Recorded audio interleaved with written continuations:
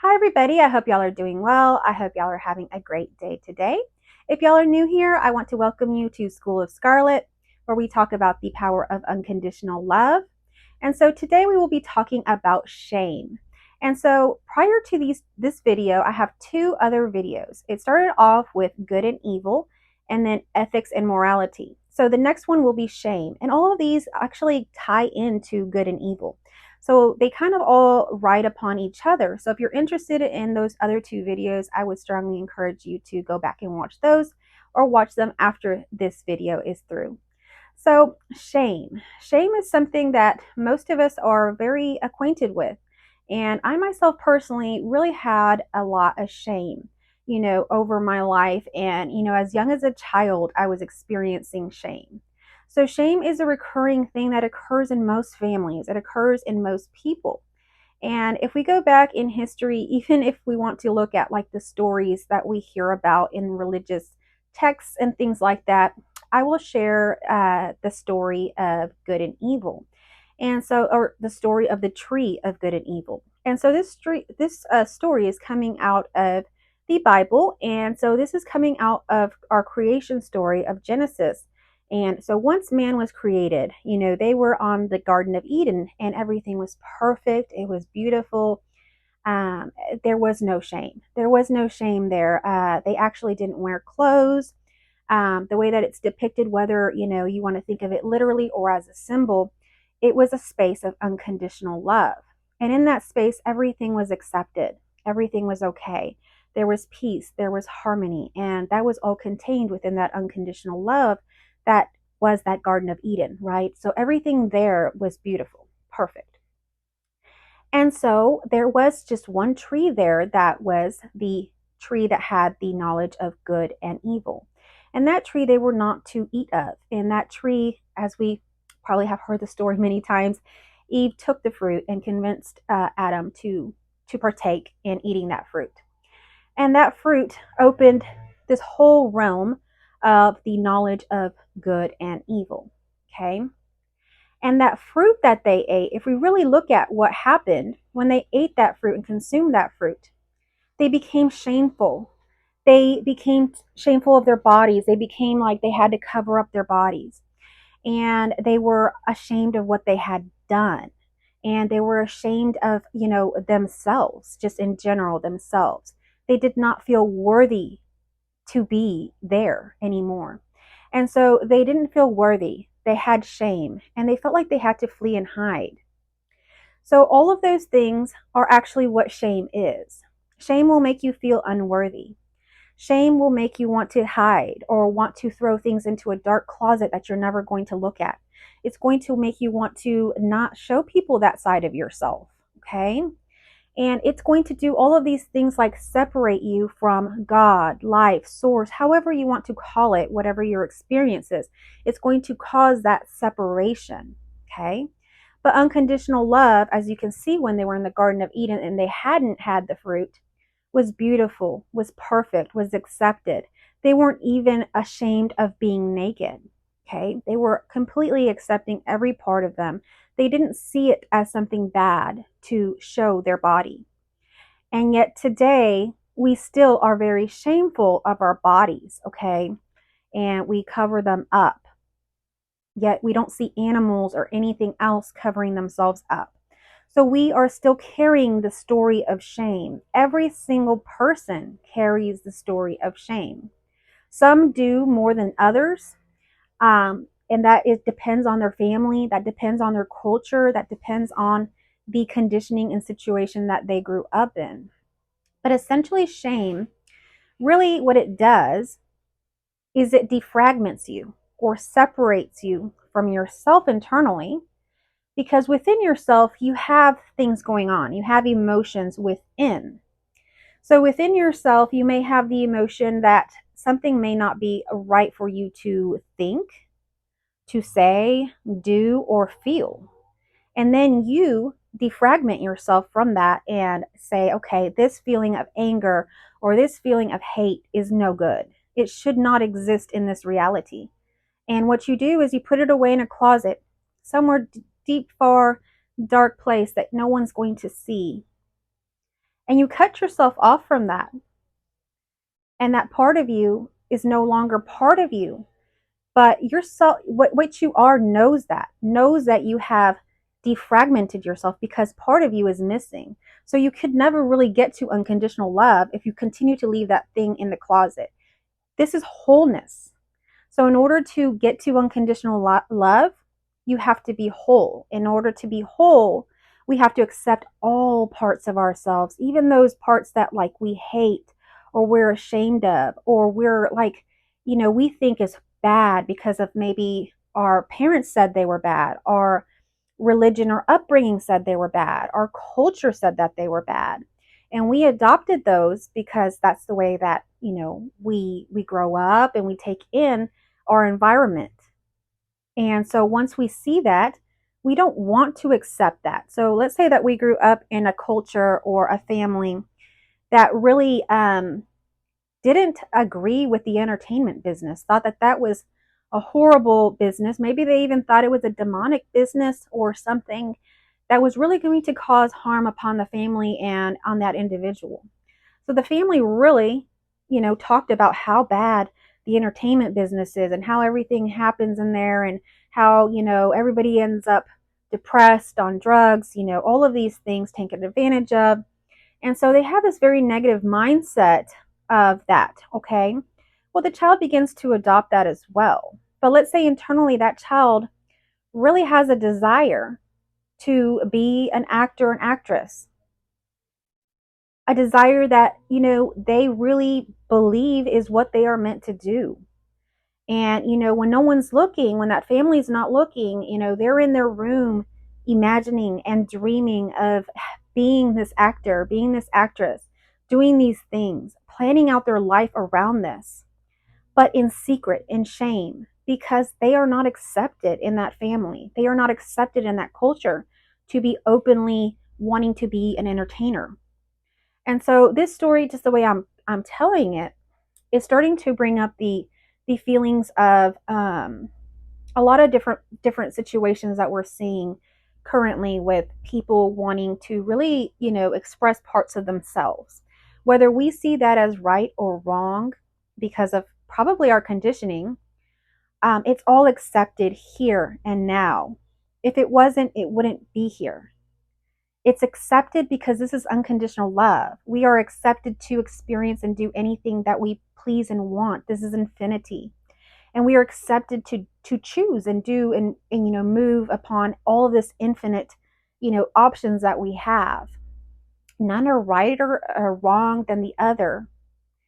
But what happens is, when we have that knowledge of that there could be something good and evil, whether we learn that growing up or we learn this because this is just something inherent to humanity now that we all carry shame and good and evil, that is something that is really shaping and separating us from unconditional love and the power it has to heal and surpass shame itself.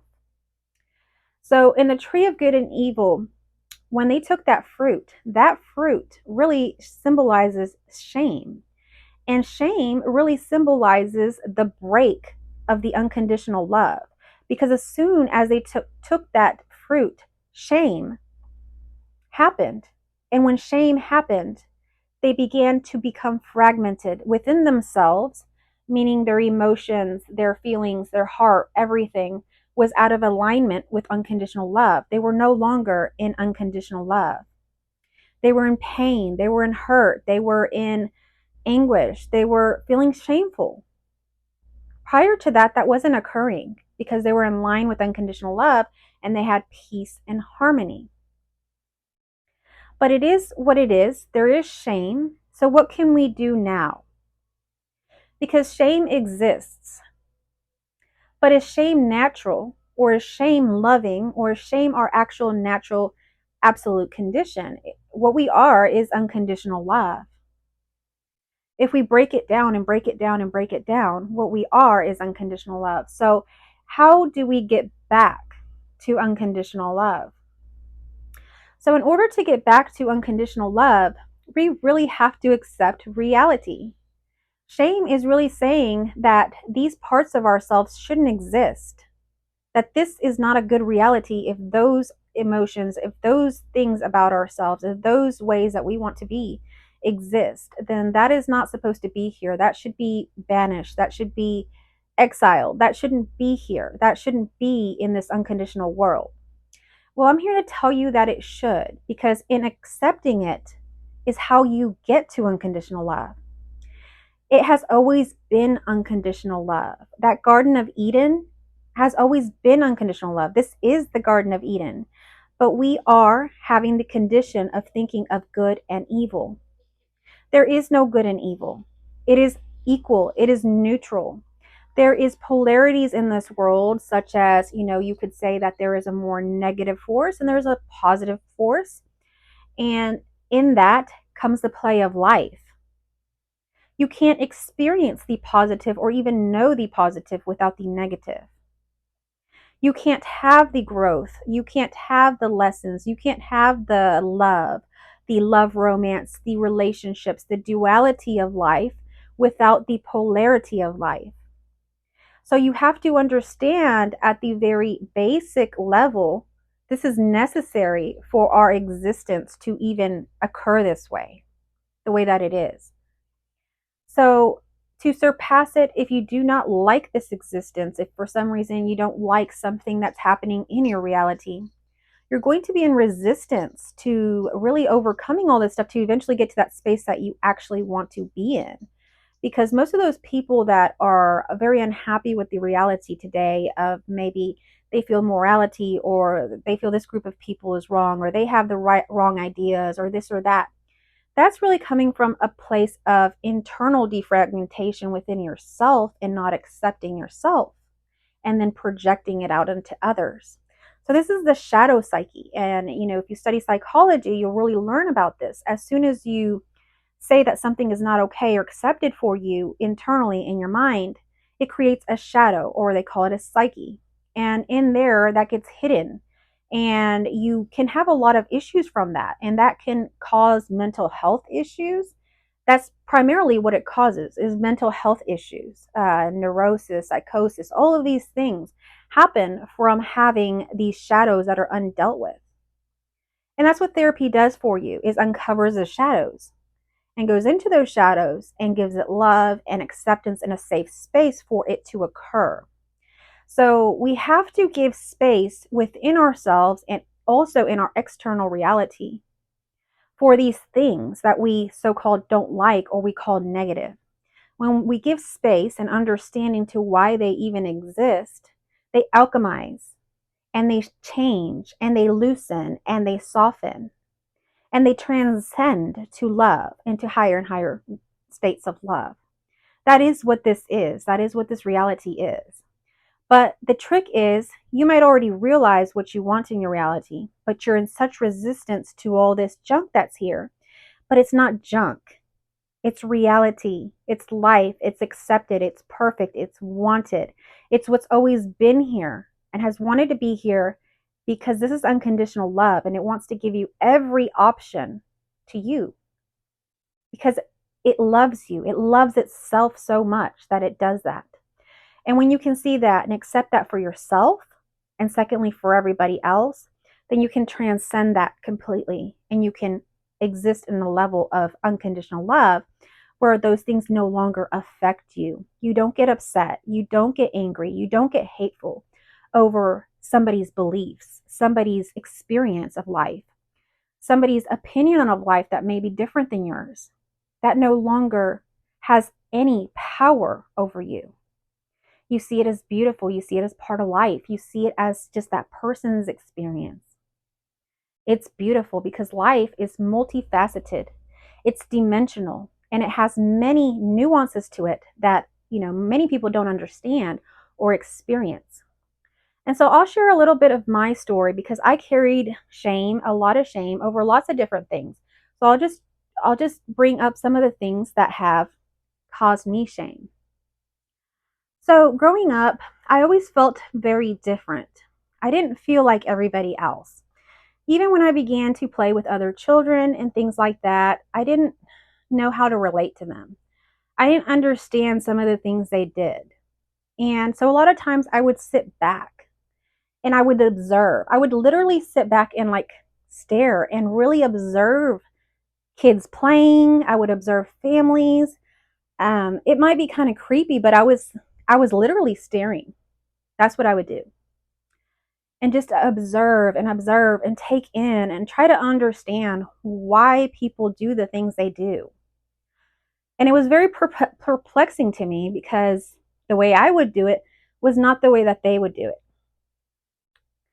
I was a lot softer, and like if there was a line of kids, I would wait in line where everybody else would push and shove and get to the front.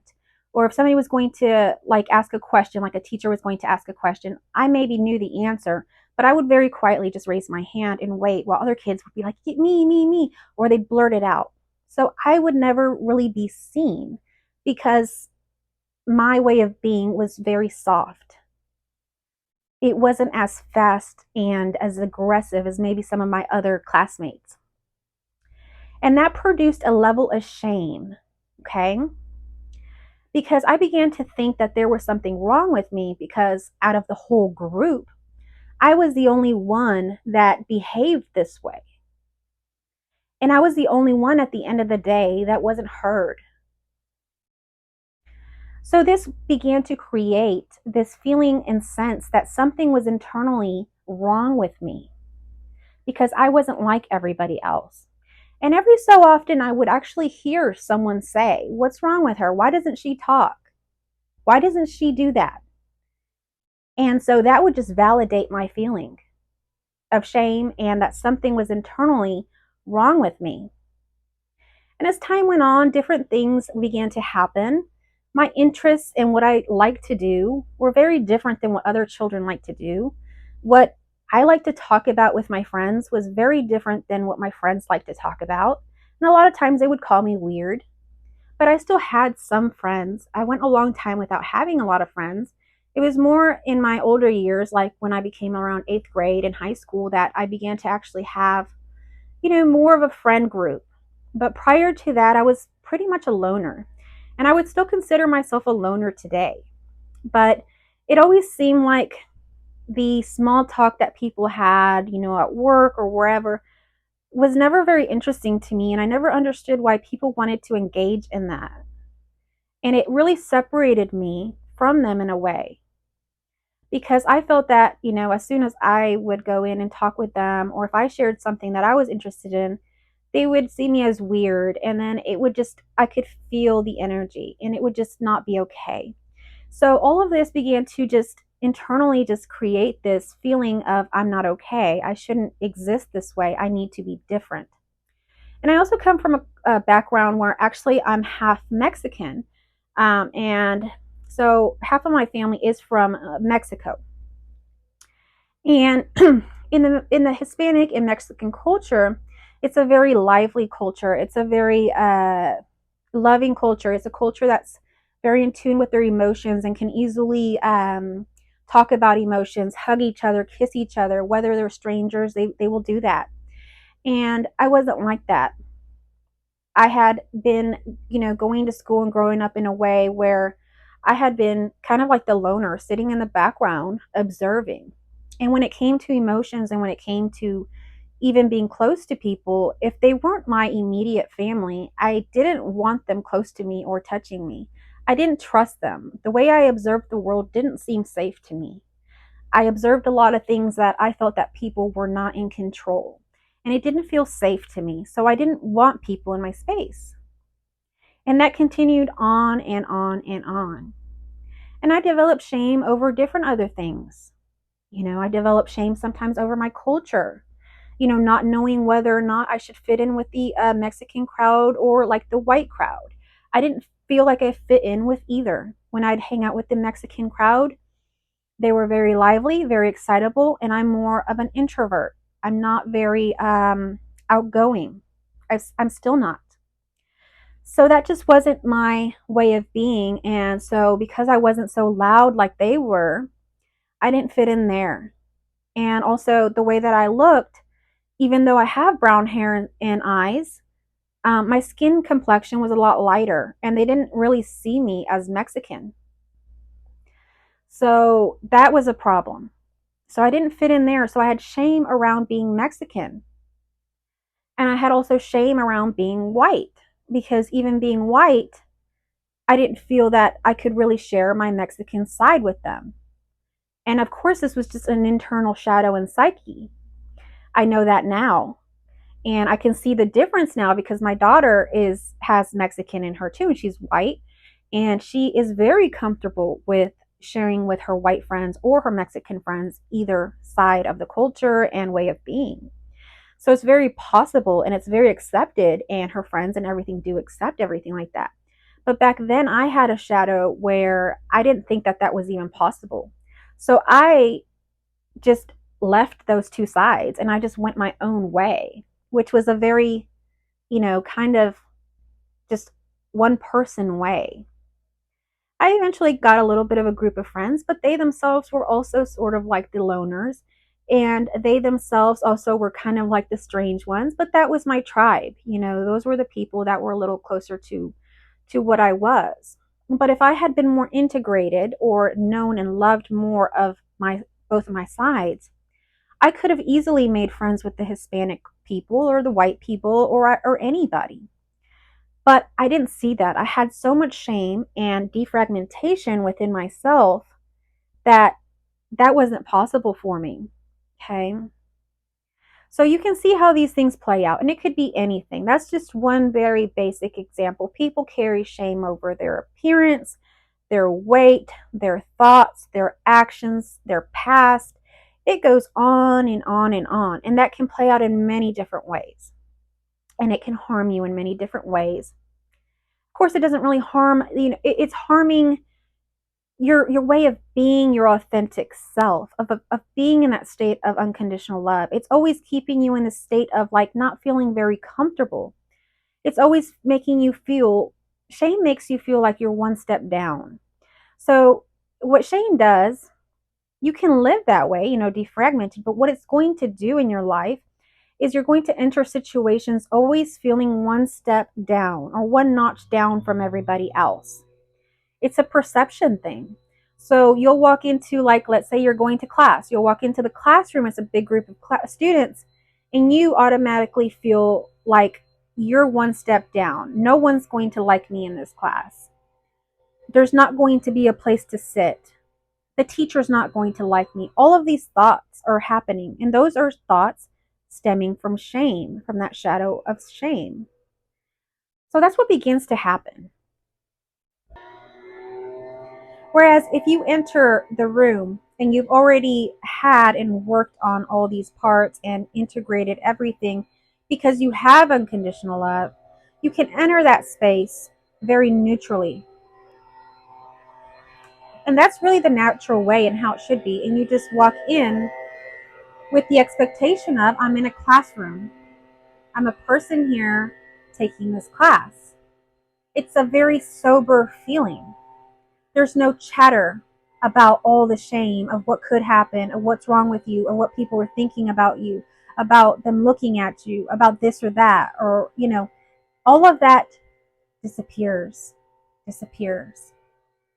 You walk in with a very sober view. You don't have all this chatter. Unconditional love is neutral. It's love, but it's love for everything. It accepts everything. It doesn't cast out parts of reality.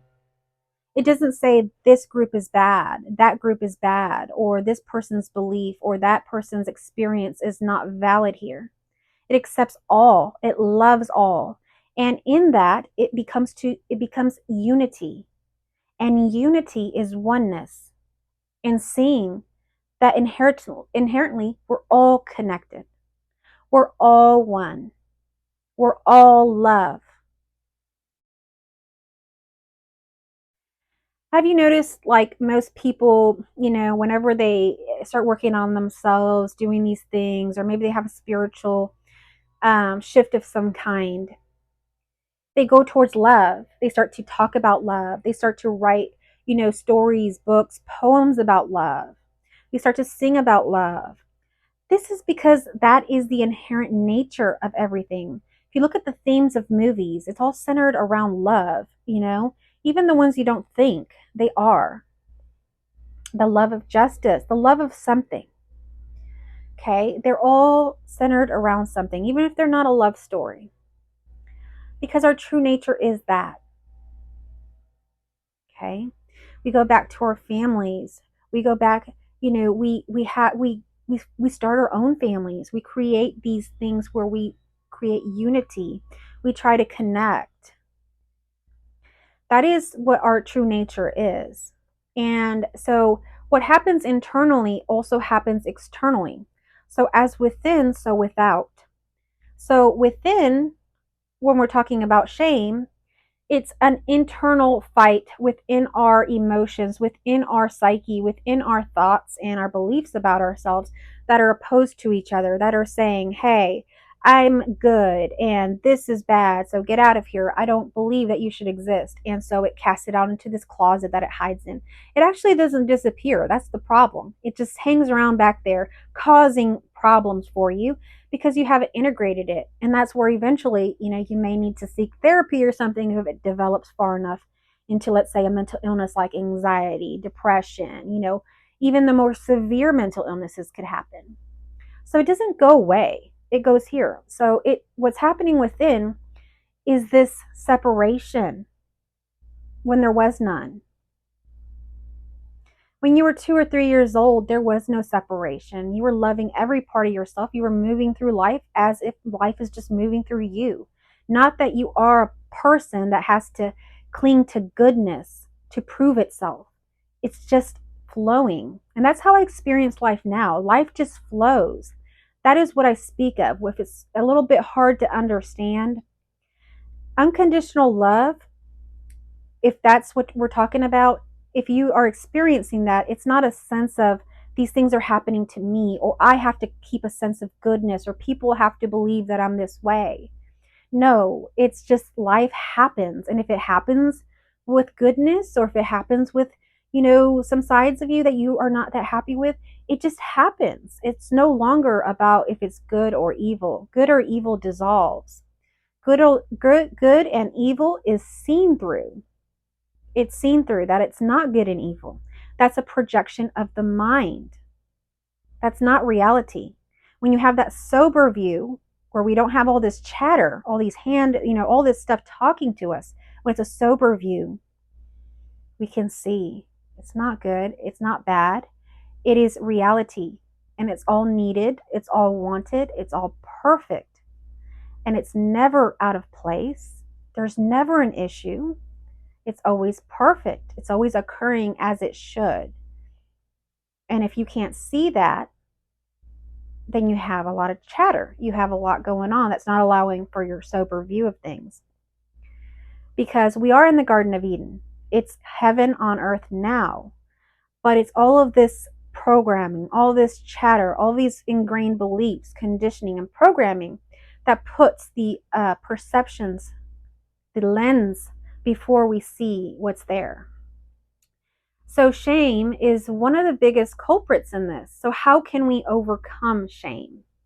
Well, unconditional love. And just backing up a little bit before we kind of wrap this up. When I was talking about it happening internally, I failed to talk about it happening externally. So let's delve into that. How is it that shame can not just happen internally, but also happens externally? Well, externally, the way that shame occurs or presents itself is through oppression.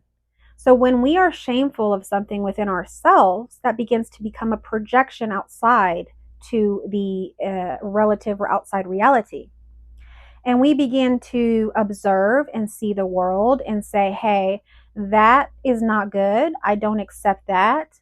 I don't accept this. And no, that person's experience is false. No, I don't believe what they are saying, this and that. And no, that person is not right. They shouldn't be existing in that way. And so it basically denies a lot of things. And when it starts to deny groups of people, which it'll start to, evolve into that, to where there is this oppression or hate against a certain group. That's where the oppression comes in, where just generally that group is wrong. So now, just my group of people is right and all of them are wrong.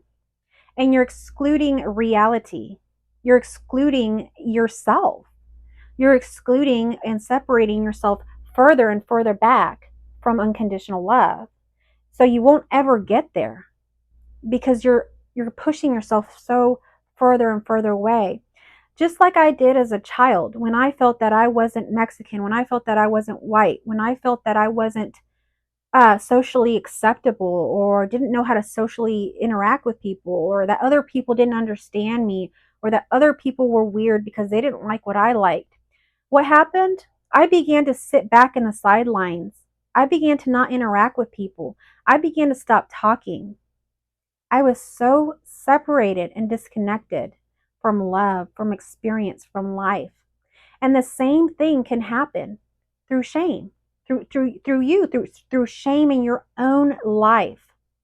So just begin to examine that a little bit and pay attention to that, how it plays out. Because unconditional love accepts all, sees all as valid, sees all as important and beautiful here. So that's all I want to talk about today. So I'm going to close it up here and wrap it up. Thank you so much for watching. If you like this video, please give it a thumbs up. If you're new here and you would like more content, please subscribe to my channel. Thank you so much for watching.